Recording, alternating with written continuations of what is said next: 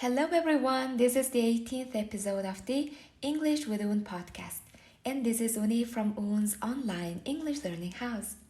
Today we'll discuss the magnificent and intimidating Himalayas. The mountains rise all over the world, including the oceans. In the history of our planet, mountain chains have risen and worn away many times.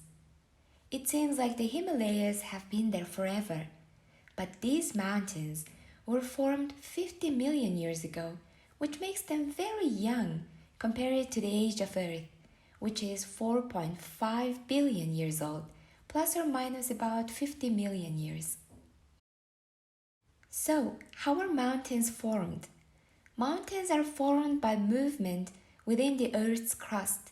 The crust itself is made up of several large plates, called tectonic plates.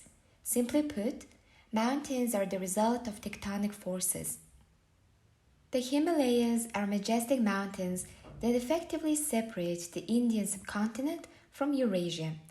The Himalayas and Tibetan plateau have formed as a result of the collision between the Indian plate and Eurasian plate. The Himalayan mountain range is widely known as the third pole due to the presence of an enormous amount of glacial ice after Antarctica and Arctic. There are approximately 15,000 glaciers located throughout the range.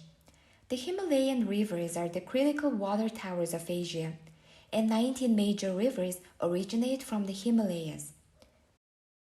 You've probably heard of the pink Himalayan salt, which is rich in calcium, potassium, magnesium, and iron.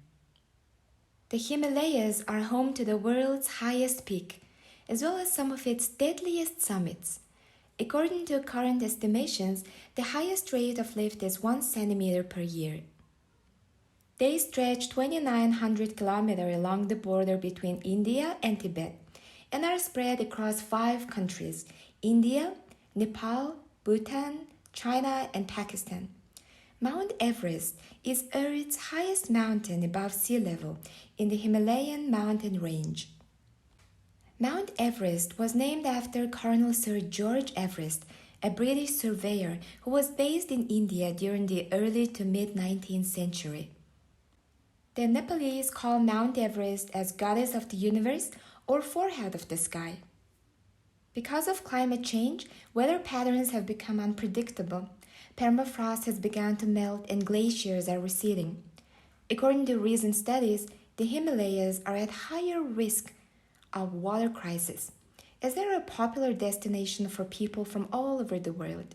For example, around 800 people attempt to climb Mount Everest annually. The groundwater level has reached a critical stage. To cope with this, a well-planned and sustainable mountain-specific urban planning is highly required. So let's save Earth to continue living here. Thanks so much for listening to our podcast episode. You can see the new words in the description box below. See you soon!